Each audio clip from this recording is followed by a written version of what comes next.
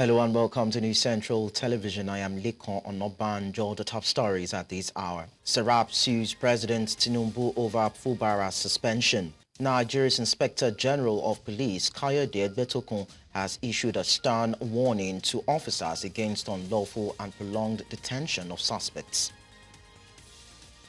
Mozambique's President Daniel Chapo and opposition leader Venancio Mondlane meet to discuss steps towards easing tensions in the country.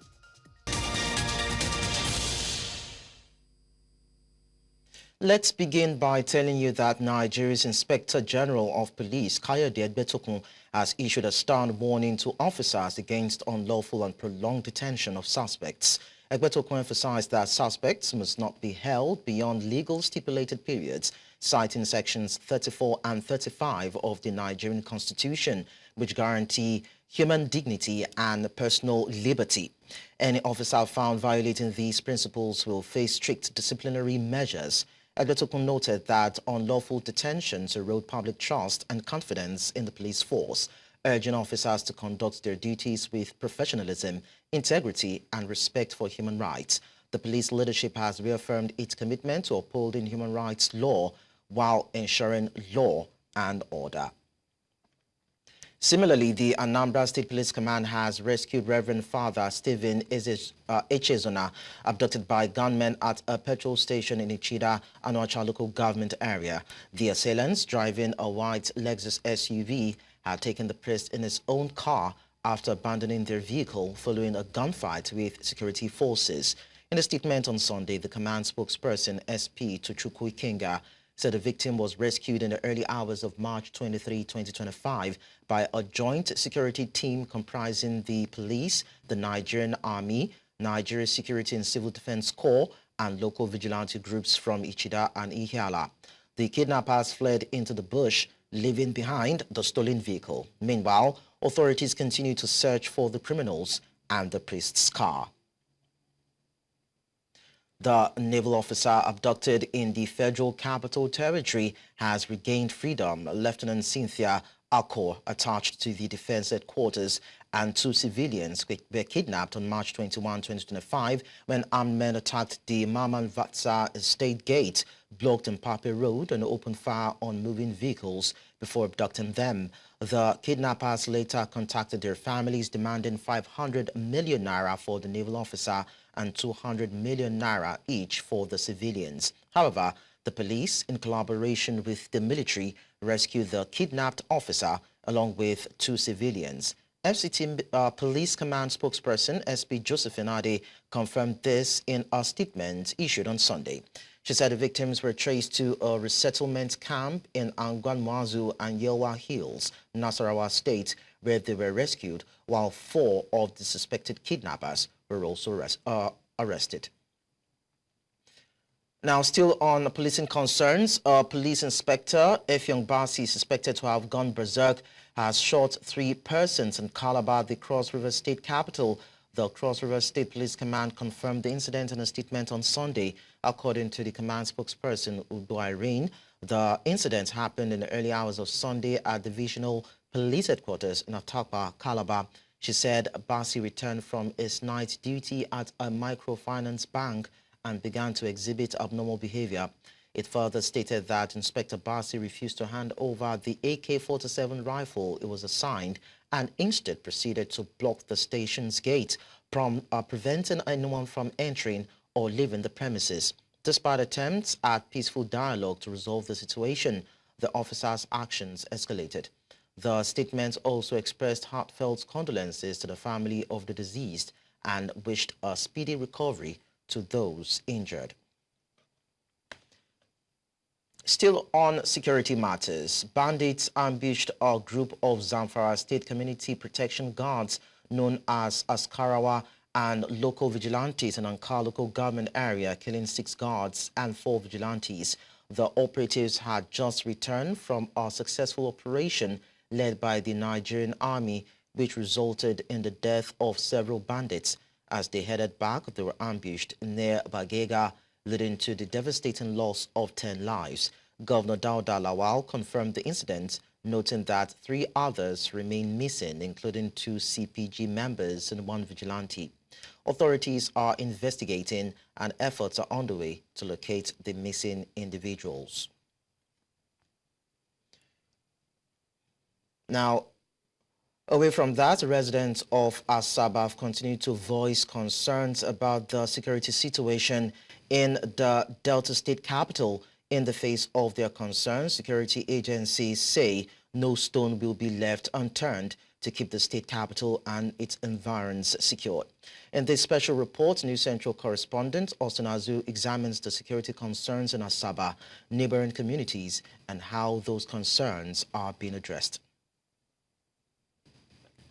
Asaba, the capital of Delta State in south-south Nigeria, serves as a gateway into the southeastern region of Nigeria, sharing a boundary with Onitsha, the economic nerve center of Anambra State. Many residents of Asaba believe that there has been an influx of questionable individuals into Asaba due to the security challenges confronting the southeast. They believe this influx is fueling the insecurity issues in Asaba and its environs. The challenge of security with Asaba too much. It passed too much. When it gets to this particular hours of 7:30 to 9 o'clock, in the night, we still see some of all these boys use keke to snatch phones. At Ibuzo, by the bypass, they are always kidnapping indigenous and non-indigenous residents of Ibuzo. So it's appalling that these things are going on in the state, and it's like we don't really have security agencies that are operational. Against this backdrop, the Delta State government launched the Know Your Tenants and Neighbors initiative as part of measures to guarantee security of lives and properties in the capital territory. Not too long ago, somebody who had been terrorizing Owerri was living very comfortably in an area in this capital territory. So there's need for us to know our neighbors. You don't need to let the neighbor know that you have passed an information to us. We need to know those who are living your neighbor. In the same vein, the Oshimili South Local Government Area Chairman Kayode Egbetokun equally inaugurated a security task force with the mandate to restore sanity and orderliness in Asaba. Their duty and objectives is to be able to identify or retain or reclaim those that are trying to drive insecurity in the local government, and then hand them over to the respective authorities. The State Police Command has assured that they are working in conjunction with other sister security agencies to minimize crimes and criminalities to the lowest level in Asaba and across the state. I can tell you for a fact that Delta State happens to be one of the safest states around the country. Today, we have men strategically deployed in Asaba alone. We have over 14 pin down points. If you come out, you see that we have policemen strategically positioned to ensure that crime is nipped at the bud even before it happens. We use that to prevent crime. It's our own proactive way of doing the police job here in Asaba, and that is why it has indeed been paying off. Because you see that we have recovered numerous weapons, arrested suspects. We have gotten justice. We've been able to secure conviction and host of other achievements. Asaba is generally peaceful, and if any of them feels that there is anything that is happening around them that we are not aware of, why not simply walk up to the nearest police station and report? As security agencies strive to create a safer, more secure environment for Asaba residents and indeed the entire Delta State, it is expected that actionable intelligence will also be provided to enhance the security confidence of Asaba residents and neighboring communities. In Asaba, for News Central, Austin Azu. Watching news now on News Central Television. We go on a short break. When we return, former Senate President Adolfo Swabara has condemned President Bola Tinubu's decision to declare a state of emergency in Rivers State, calling it unconstitutional. We will tell you more when we return. Stay with us.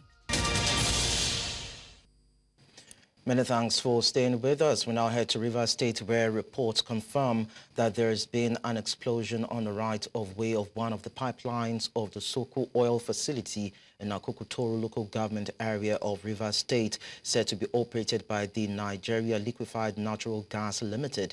According to the locals in the area, an explosion accompanied by fireballs was heard and seen in the sky from the facility area, which is hard to reach, and the fire may still be burning as at the time of this report. While the cause of the explosion is not yet known, the leadership of Soko Kingdom, through its General Secretary, Witness Alasia, in a statement affirmed that the Soko gas plant was not impacted and is still operational. It will be recalled that this is the third incident on oil facilities in Rivers State in less than a week, with the first occurring in the Ogun area and the second at the Oga Edbema in Don local government area, as also cited by President Bola Tinubu in his nationwide broadcast on March 18, while declaring a 6-month state of emergency on Rivers State and suspending the State House Assembly members, the Deputy Governor, and Governor Siminalayi Fubara. Well, News Central is still monitoring developments of this event and will give you updates as they emerge. Earlier, Opende Isaiah joined us for these conversations, most especially around recent security breaches in Rivers State. Here is what he had to say. Around my constituent, and if I don't speak on it, it's like I'm encouraging people who have been instigated by unnecessary sentiment continue to vandalize facilities of the federal government.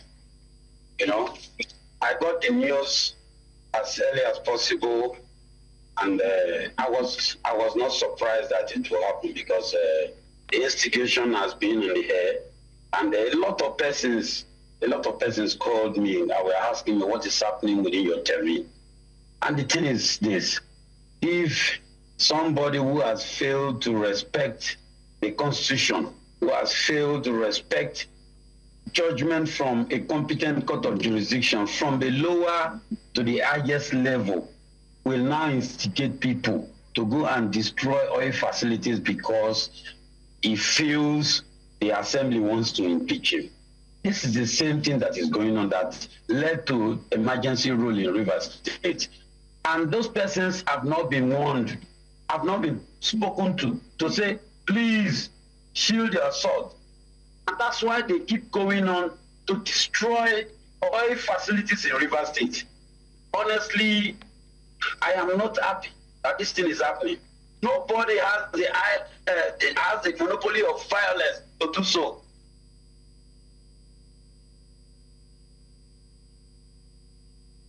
Away from that, former Senate President Adolphus Barbara has condemned President Bola Tinubu's decision to declare a state of emergency in Rivers State, calling it unconstitutional. Barbara described the move as a grave assault on democracy and urged an immediate reversal. A statement follows a lawsuit filed by the Socio-Economic Rights and Accountability Project against President Tinubu, challenging the legality of the suspension of Governor Siminalayi Fubara and other elected officials. Tinubu defended the decision, citing rising political tensions. However, critics, including opposition leaders and former President Goodluck Jonathan, have called it a dangerous precedent. Meanwhile, Serapa sought a court order to overturn the suspension and the appointment of a sole administrator. The lawsuit argues that the action violates Nigeria's constitution and international human rights commitments. Noted has been set for the hearing. In the meantime, Governor Siminalayi Fubara has made his first public appearance since the declaration of a state of emergency in Rivers State by President Bola Tinubu. The central crew was at Salvation Ministries Church in Port Harcourt, where the governor attended Sunday service, and this report was filed in that regards. The governor, Siminalayi Fubara, has made his first public appearance since President Bola Tinubu declared a state of emergency in the state on March 18, 2025. Governor Fubara was spotted leaving the Salvation Ministries Church in Port Harcourt, the state capital, after attending Sunday service. Despite his public appearance, Governor Fubara refused to comment on the ongoing issues in the state. Your Excellency, sir, a quick one, sir. Please. Sir. Earlier on, all this place were actually filled up with protocol officers of the governor, as we have them spread over. It still has the security operatives for those who were of the opinion that they don't know if it still has the security details as the governor of the state, though under suspension. Worshippers also confirmed that he didn't speak during the service. However, his appearance has elevated concerns surrounding his safety since the declaration of the state of emergency. Anybody God have blessed, nobody can curse it. No matter how what government have said, government have tried to, should I say manipulation or whatever, understand, if I'm mistaken. But if the will of God is something that the will of God will be done, must be definitely to be done. I pray that God should take control of everything and make peace to reign and return him back to office, hopefully. The governor's supporters also expressed their feelings and hope for the future due to his appearance. As long as he came to church, like he is in church today, every other thing that is being held against him is being cleared. Like he's free, he's safe. Yes. Wow. Yes. Every other thing, every other allegation. Settled. Every other thing is settled. If you don't, please, who settled it? God have settled it automatically. President Tinubu on Tuesday, 18th March 2025, suspended Governor Fubara, his deputy, and all state legislators due to lingering political crisis in the state. News Central continues to follow happenings in the state as events unfold. In Port Harcourt, Rivers State, for News Central, Igbalani Omoni. From Rivers State now to Kogi State, where some residents under the aegis of Kogi Central People's Alliance, KOSEPA, have called on the members of the public to ignore false reports making the rounds about constituents of Kogi Central seeking to recall Senator Natasha Akpoti-Uduaghan from the Senate. The Central Special Correspondent on Investigative Journalism, Anthony Onoye, Marshall Onoye, reports that coordinator of the group, Comrade Abdulrazak Baba, while addressing a media conference on Sunday, stressed the need for effective and accurate news reporting by media organizations in order to avoid misleading the public from the true happenings within the constituency and the state at large.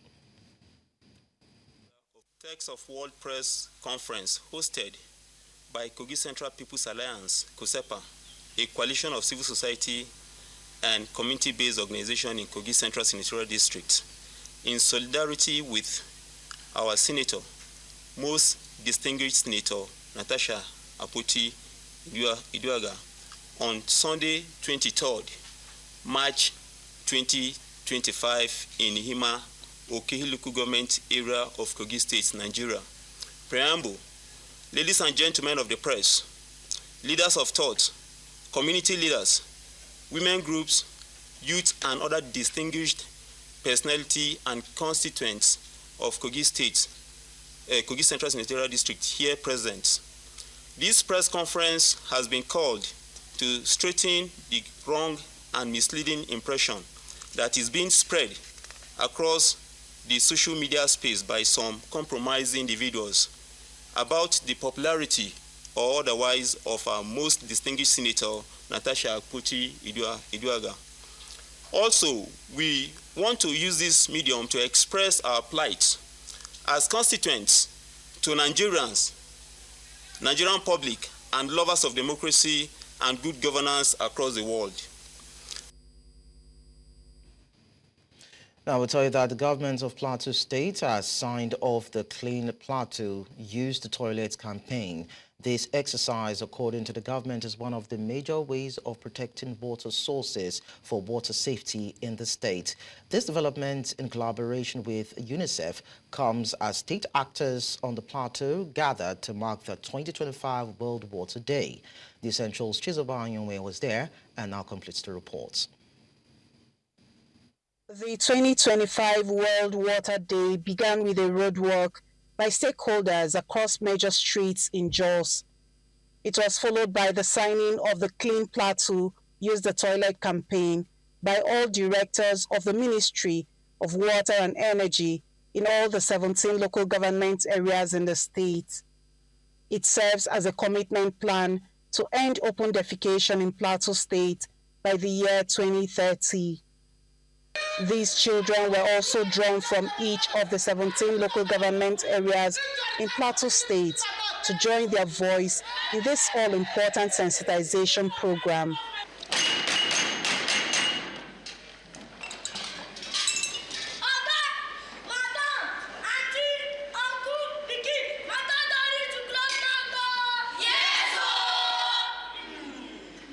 Governor Kayode Egbetokun says nothing will stop this move to ensure clean and safe water in the state. As a government, we are vowed to change the narrative by intensifying our efforts towards creating an enabling environment to provide clean water and sanitation facilities to all our citizens, as earlier outlined by the Honorable Commissioner of Water Resources and Energy. These stakeholders on the plateau say they are more determined in ensuring this sad record is eliminated even sooner than later. There is nothing that they will bring to the House of Assembly in terms of policies, in terms of reforms, in terms of laws that we will pass in the House of Assembly. We do our own part as legislators and make sure we meet up to our own part of the bargain. As a people, it is crucial that we collaborate and work together at all levels of government, from the states, local government areas, and down to our communities to maintain a clean, healthy environment for all. I congratulate Plateau State to be one of the committed states to the cause of having open defecation free. And I wish and I pray that in 2030, inshallah, Plateau State should be standing here and congratulating each other for achieving this open defecation free. I urge all stakeholders, government agencies, traditional and religious leaders, development partners, the private sector, and every citizen to take ownership of this campaign. With all these demonstrations here, the question on the lips of many is, how soon will offenders of open defecation begin to face the law, as this may be the only way to ensure they conform to legislation? In Plateau State, for News Central, Chizoba Anyowi. Away from that, communities in Borno State are grappling with a deepening water crisis. Soaring costs and scarcity of clean water continue to hit hard on residents. The price of water has skyrocketed due to limited access to freshwater sources, exacerbated by a recent flood and years of conflict. News Central's Umar Karawa assesses the situation and now reports. A daily struggle in search of water for these individuals in Maiduguri, the Borno State capital of Nigeria's northeast. Ruwan nan yanzu hakan an ce ya san lokacin nari naira 200 sa muke sayan ruwa, wani waje ma in ya gagara aka dan mana sauki tukun muna sayan naira 170 so da 50 so. Duriande kamar krale za har loktu krai sai akojin kala ndirin ji sautu sai rawala kariya mane dene ne kran har loktu krai sai akojin. Tun karfe 7 muke zama nan ba ma samun ruwa sai 11 ko zuwa 12. At Shehuri South in Maiduguri, a trip of 14 gallons of water cost 1,000 naira, 800 naira at GRA, 700 naira at Bulunkutu, among other disparity in the cost of the commodity across the metropolis. Kawukuru ambaliya da isinalan andero banna sirra kama mara uniform duri ba duri montro le zaimbaw kurungawa adelan njide modaka de fande baw bofol de fande baw ande banasa awshima de kuru andero sola de andero banasir kuru kwaye bohol sola so ndien ande banasa nguro ndela na sandana beji. Some of the major streets, particularly during the morning and evening hours, witness large number of children struggling to fetch water. Durisana dunan da ba jerka meuri so mena wala so ta nuski ara so le ai ma so ndai ba njir zo alai ro gumnati ra kuno moda naskul magardu ngoro so tutanari ro. A safe haven to most families here at London Chiki Alingoshe, unfortunately, The solar batteries and panels are also faulty, causing serious problem for the people to access water. Gana kamsoda bana tindo masalan be na dia mara faina landare la gana cidan cezuna wala wa wardana ila wani lokaci yana zuwa lokaci ba zuwa ba ga yanzu ba mu daga can anguwa mu dole muka tafi nan can ya yanke ne muka tafi nan muna neman ruwa muka anguwa mu. For rural communities in both southern and northern parts of the state, the situation is even critical. Chibok muna da matsalar ruwa sosai. Yanzu mu da kanmu haka da muka zo tun da yara suna gida ma bamu samu ruwa ko abinci bamu iya mun yi ba. Effort to speak to the Borno State Ministry of Water Resources proved abortive. However, 11,629 million was allocated to the ministry for both capital and recurrent expenditures. The governor recently spoke on the intention to address the problem. The assessment is ongoing also, but I want to assure the general public that we shall speed up the process of the assessment. While reconstruction and upgrade of Alo Dam has since begun, experts warn that without immediate action, the situation will worsen, threatening the lives and livelihoods of thousands of people. In Maiduguri for News Central, Umaru Kirawa. Let's now tell you that stakeholders in Nigeria are calling on both the government and the private sector to reserve 30% of procurement opportunities for women-owned and women-led businesses. The appeal was made during a roundtable involving the private sector and international non-governmental organizations on advancing gender-responsive procurement held in Nigeria's Federal Capital Territory, Abuja.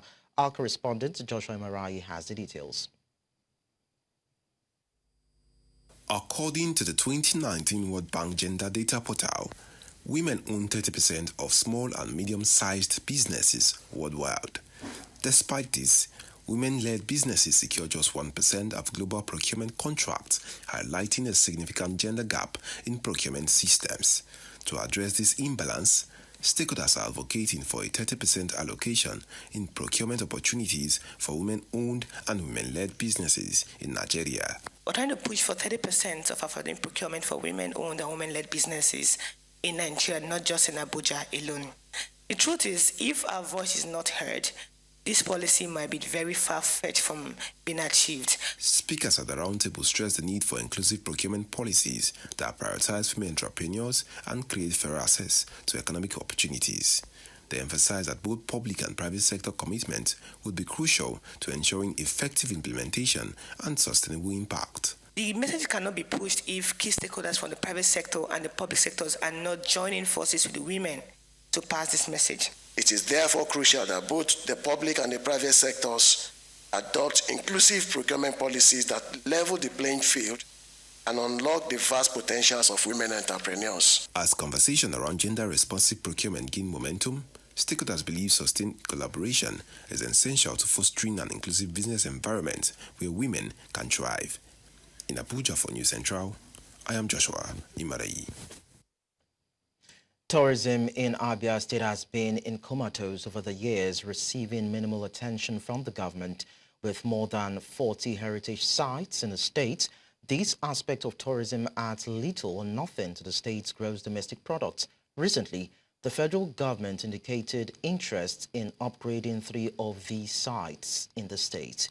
News Central's Chinwe Ogele tells us more in this report. And breadth of Abia State are sites that bear stories of the people, their culture, and past events. Some are uniquely designed, naturally adorning the landscape of the hinterland, from the Azumini Blue River in Abia South Senatorial Zone to Long Juju of Arochukwu in Abia North Senatorial Zone, enjoying no maintenance by the government of the day. It is also for this reason that individuals and communities take over government's responsibility and impose fees on tourists who visit the site before they are allowed to have access to take photos. At the moment, we've actually been able to single out 3 of them that the state government is going to retrofit. But they are so much, about 55, and most of them are viable. The Amakama tree cave, which has now become a mere wood, is an example of how lack of maintenance can lead to the destruction of such heritage sites. The tree, located in Isianyi in Amakama community, Umuahia South local government area, was said to have lasted for over 200 years, providing shelter to up to 20 elderly people in times of war. So after now, we will move into the market to inform some developers to see what we can do. However, in Ujali, Arochukwu, the popular Ulonta Okure, where slaves to be sold to foreigners were kept temporarily, is still being maintained and managed by the Okure Oji family. Although the house was declared a national monument in 1972 by the National Commission for Museums and Monuments, the federal government is yet to accord it the desired attention. The proposed partnership between the Abia State government and the federal government is to focus on War Museum, Ojuku Banka, and the Long Juju of Arochukwu. Unfortunately, it's quite dilapidated, and it's quite important that urgent intervention happens so that we don't lose a lot of the history and storytelling and the importance of the building. And also the Ojuku Bunker is very relevant, obviously, with the story of the Biafra. The museums are historical structures and sites that tell the story of the Nigerian Biafran Civil War but have received inadequate attention. Men looking at it, it needs more people to be employed here and the government to do the needful because the place is not well developed. It's functioning, but it's not functioning the way it's supposed to, the way it ought to. We need more modernized tourism centers in Abia State.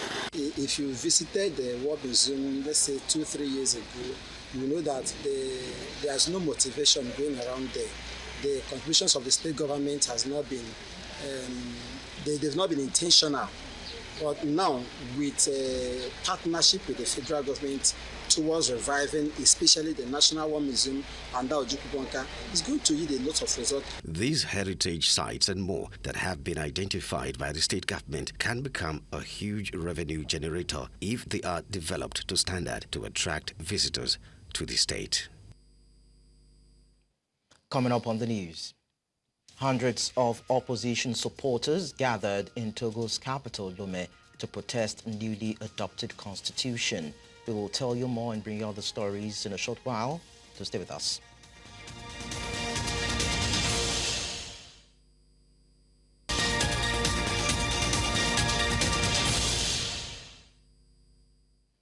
Still in Africa, Mozambique's President Daniel Chapo and opposition leader Venancio Mondlane have taken a crucial step towards easing tensions in the country. The two met in the capital, Maputo, to discuss solutions to the challenges facing the nation, which has been crippled by a political turmoil since October's disputed elections. The meeting is part of ongoing efforts to promote national stability and reinforce the commitment to reconciliation. This development comes after months of violent clashes between protesters and security forces, resulting in over 360 deaths. Chapo's gesture is significant, especially since Mondlane claims he won the election with 53% of the votes, contrary to official results. To eastern part of Africa, 3 civilians, including 2 children, were killed on Sunday in a brutal artillery attack by Sudan's paramilitary rapid support forces on Omdurman, part of Greater Khartoum, according to medical sources. The strikes were among the heaviest in recent months, just days after the army recaptured the presidential palace in a symbolic victory. Since the conflict began in April 2023, tens of thousands have died and over 12 million people have been displaced. Eyewitnesses described an unprecedented intensity of shelling, with 7 rounds fired consecutively. The medical source at Al-No Hospital confirmed the fatalities, with 8 others injured. Despite recent army gains, RSF forces continue to target civilian areas, exacerbating the ongoing humanitarian crisis.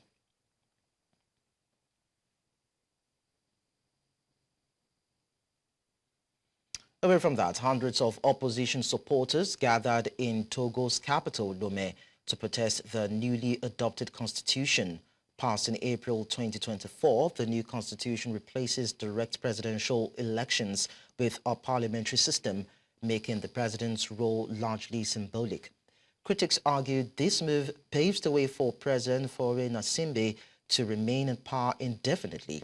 Under the previous constitution, Gnassingbe was restricted to one final presidential term, with an election scheduled for later this year. However, the controversial changes have sparked fears that the president could extend his rule beyond the current limits.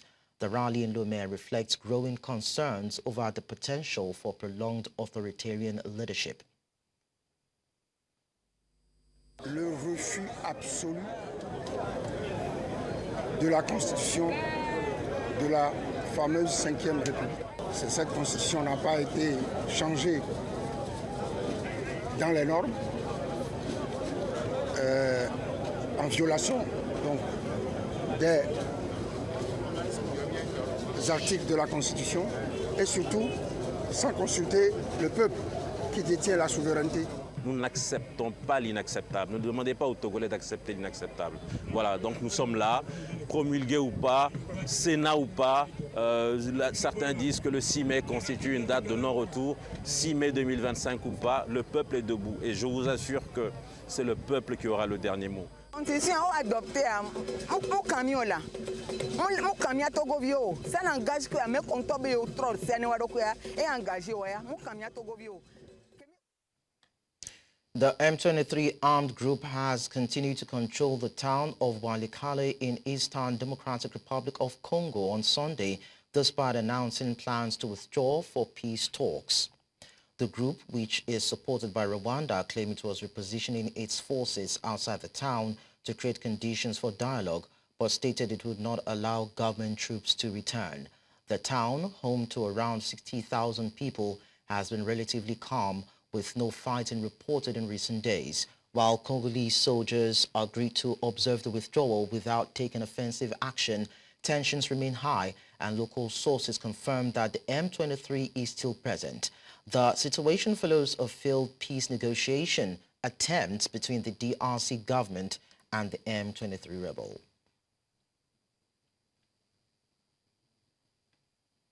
Still ahead on the news. South Korea Constitutional Court reinstates Prime Minister after impeachment dismissal. We'll tell you more when we return. Join us again.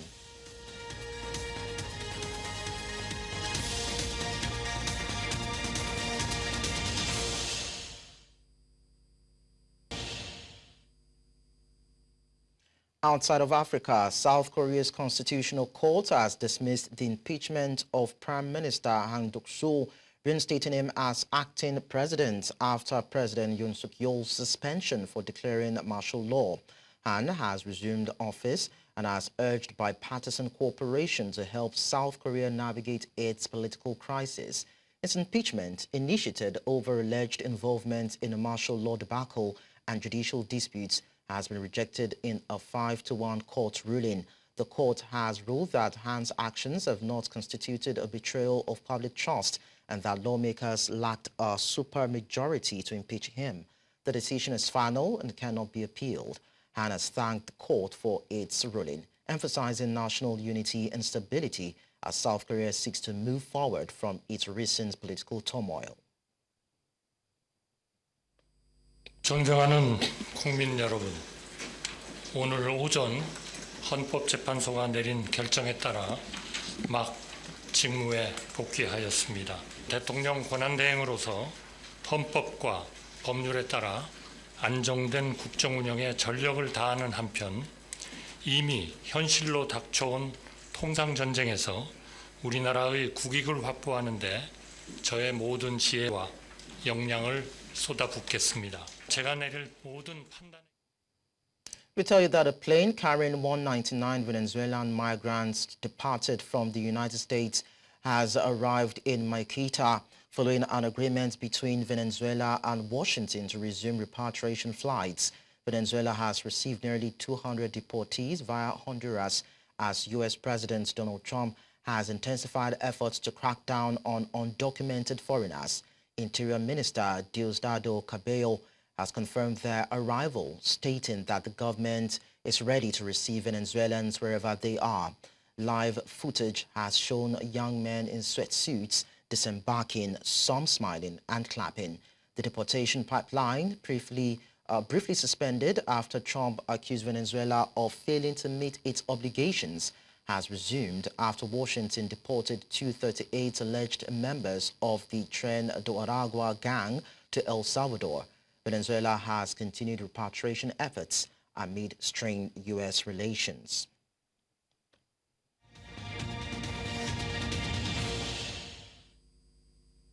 Let's talk business now. Pump prices of premium motor spirits, also called petrol, in the Niger Republic have begun to decrease following the resumption of supply from Nigeria.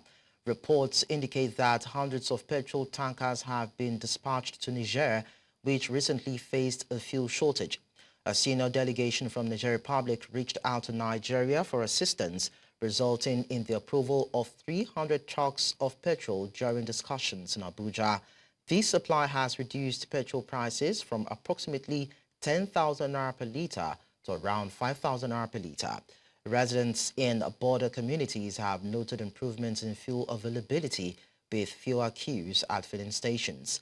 Both citizens and commercial drivers expressed gratitude for Nigeria's support during the crisis, indicating a positive shift in relations between the two countries.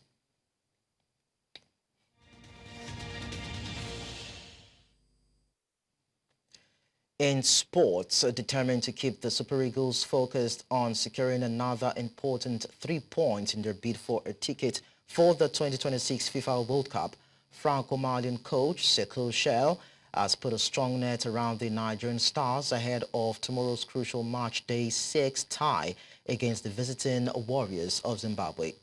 Following Nigeria's 2-0 away win over Rwanda in Kigali, the Eagles seek another victory to boost their chances in Group C. A win would take them to 9 points, strengthening their bid for a World Cup spot, especially as Benin Republic and South Africa face off in another key clash. Shell has restricted access to training, barring journalists and fans, while the team prepares at the 4 Points by Sheraton Hotel. Meanwhile, Zimbabwe's squad has arrived in Uyo and will hold their final training today at the Gato Akpabio International Stadium.